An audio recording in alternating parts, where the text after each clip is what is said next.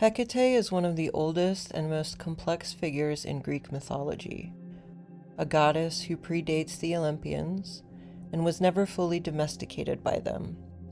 She's the goddess of crossroads, thresholds, the dark moon, witchcraft, and the liminal spaces between worlds.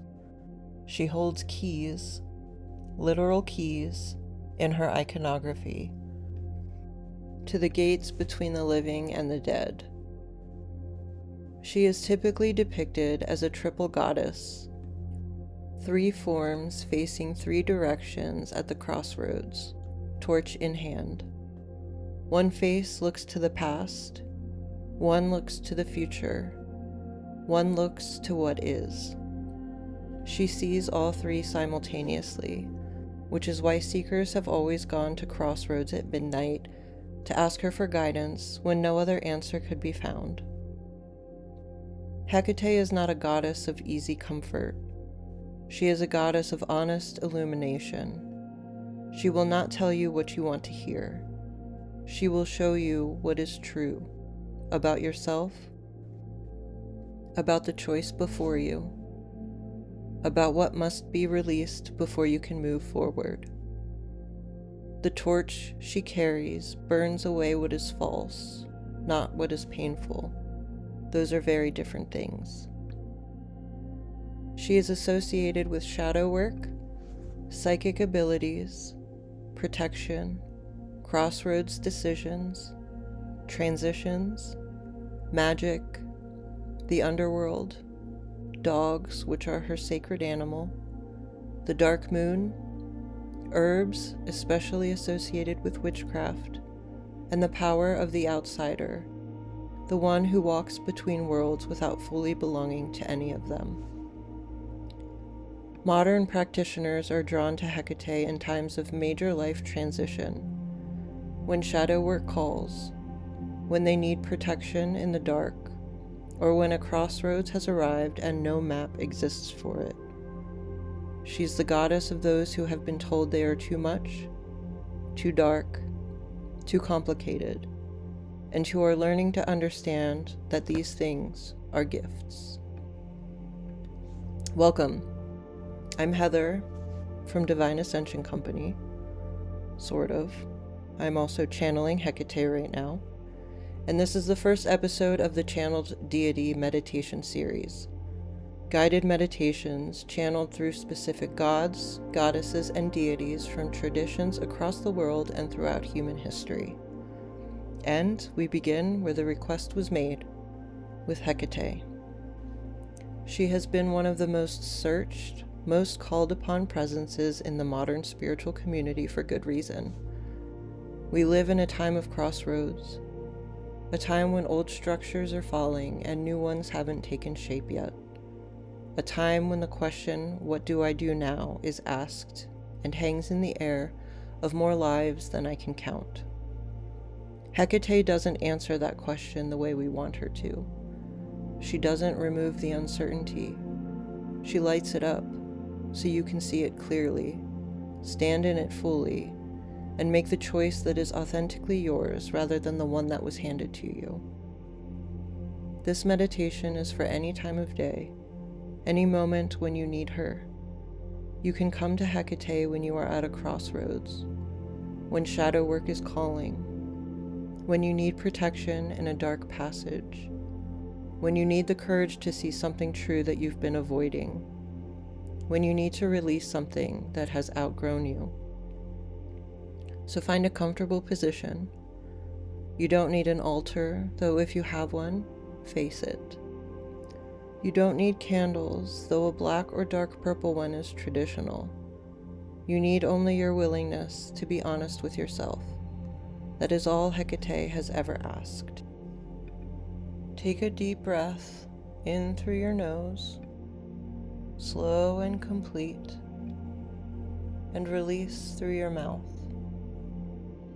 Let your exhale be longer than the inhale. This is how we signal to the body that we are choosing to be present. Again, breathing in and fully releasing. With each exhale, let the noise of the day fall away, the tasks, the notifications, the conversation still running in your head. Not suppressed, just set aside, like a coat hung by the door when you enter a sacred space. One more deep breath. In, and a long, complete exhale. Good. Feel your body where it makes contact with the surface beneath you, the weight of you, the solidity of you. You are here, present, in this body, in this moment, in this life. From the base of your spine, feel yourself rooted downward, through the floor, through the earth, down into the deep dark below. Not frightening dark, the dark of rich soil, of seeds that germinate in the presence of light, of the underworld that receives everything and transforms it. Feel yourself rooted there, Hecate's domain, and you are safe in it. Allow your eyes to close or soften your gaze downward. Let the room around you fade as you enter the inner landscape. You are walking on a path through a forest as evening falls, not the threatening dark of nightmare, the specific blue-gray dusk of a world settling into its nighttime self. The trees are ancient. Their roots are massive. You can hear owls beginning their calls in the canopy above. You are walking towards something you can feel before you can see it. A thinning in the forest, a place where paths converge, a crossroads. You arrive at a place where 3 paths meet. The ground here feels very different, charged, attentive, as though the space itself is aware of who stands in it. A stone marker stands at the center, old, worn smooth by centuries of hands that came before yours, reaching out in the dark to feel something solid at the threshold. And at the crossroads are torches. 2 of them, burning with a flame that is dark gold edged in deep violet, not like ordinary fire. This fire is intelligent. It illuminates not just the physical space, but the space around the things you've been carrying. It shows their true shape. She is here before the form arrives. You feel her first as a quality of attention, total, unflinching, without judgment, but without softening either. The attention of something that has seen everything, truly everything, and found nothing that warranted turning away. Then she arrives, or she has always been here and simply becomes perceptible. 3 formed at the edges of your vision. Ancient, powerful, carrying keys at her belt that you know, without knowing how you know, open every gate. She looks at you directly. She has been waiting, not impatiently.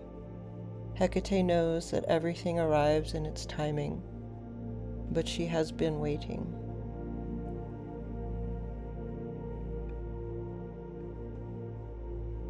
Hecate speaks, not always in words, often in images, in sensations, in the sudden, quiet arrival of a knowing you couldn't quite access before.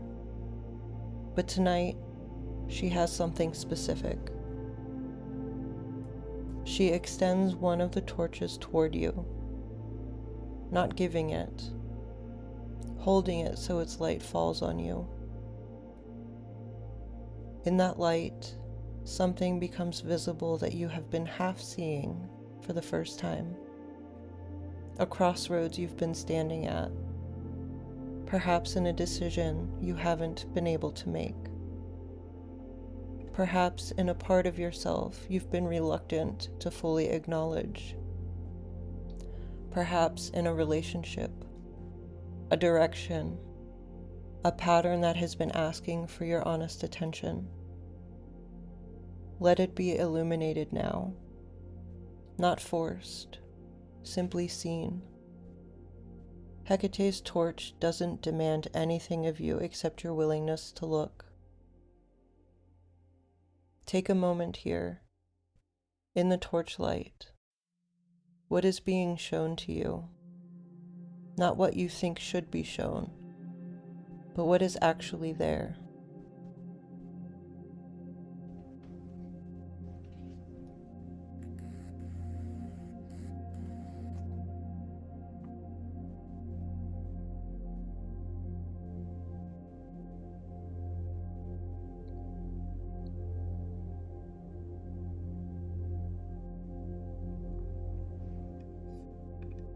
Whatever arrived, even if it arrived as an absence, a blankness, a not yet ready, that is information. Hecate respects where you are. She does not push. She illuminates and steps back. Now she reaches for the keys at her belt. She holds one toward you, an old iron key, heavy and worn. This key is not a specific answer. It is the permission you have been waiting for someone to give to you. Permission to release what you have outgrown. Permission to stand at the crossroads and not yet choose, because not choosing yet is sometimes the most honest thing.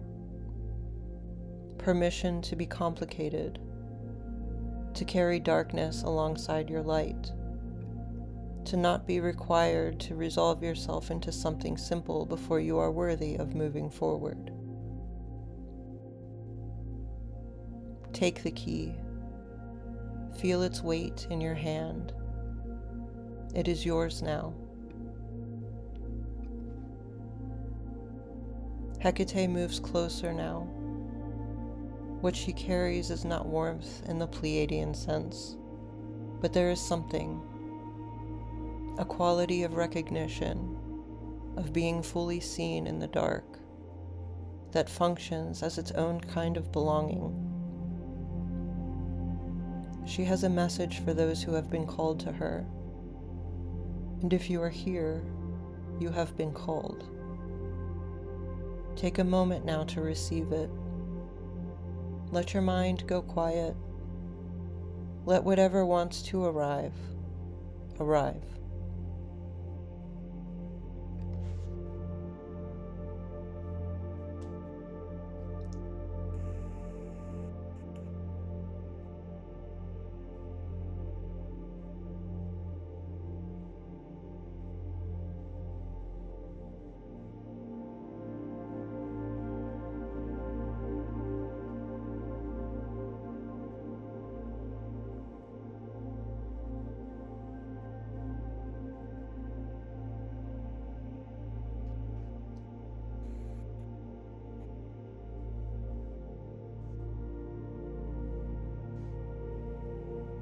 If words came, hold them. If images came, hold them. If nothing came consciously, trust that something arrived at a level below language that your deeper self received and will know what to do with. Hecate does not always speak loudly. She often leaves things at the threshold of awareness, precisely positioned, and trusts that you will find them when you're ready. The torches begin to settle into a lower, steadier burn. The crossroads are still charged, still attentive, but the intensity softens. This is Hecate releasing you, not dismissing you, but releasing you. There is a difference. You may return to this crossroads anytime you are at a threshold.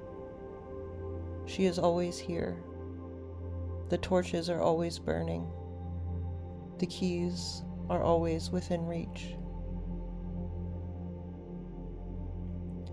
Bow to her if you feel called to, not in subservience, but in the acknowledgement of equals who recognize something true in each other.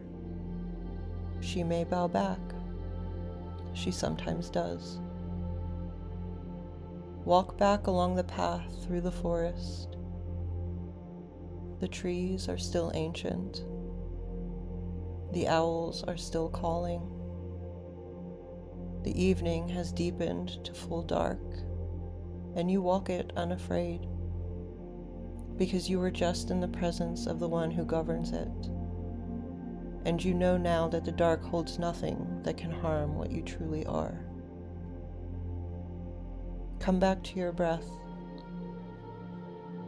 Feel the surface beneath you. Feel your body in the room.